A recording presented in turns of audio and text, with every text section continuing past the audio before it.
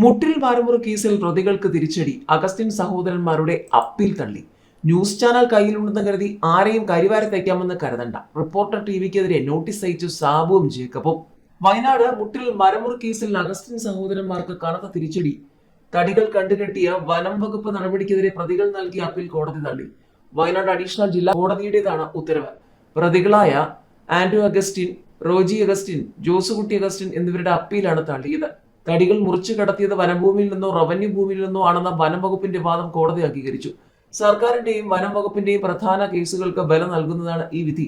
പോലീസിന്റെ എല്ലാ കേസുകളിലും ഇനിയും കുറ്റപത്രം നൽകിയിട്ടില്ല. 2020-2021 റവന്യൂ സെക്രട്ടറി ഇറക്കിയ വിവാദ ഉത്തരവിന്റെ മറവിലാണ് മുട്ടിൽ സൗത്ത് വില്ലേജിൽ നിന്നും വ്യാപകമായി ഈട്ടിത്തടികൾ മുറിച്ചു കടത്തിയത്.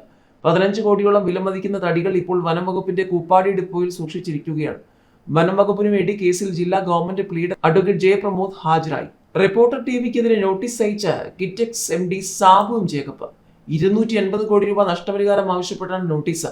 തന്നെ മനഃപൂർവ്വം ഉപദ്രവിക്കാൻ ശ്രമിക്കുന്നതായും ന്യൂസ് ചാനൽ കയ്യിലുണ്ടെന്ന് കരുതി ആരെയും കരിവാരത്തേക്കാമെന്ന് കരുതരുതെന്നും സാബുവും ജേക്കബ് പറഞ്ഞു.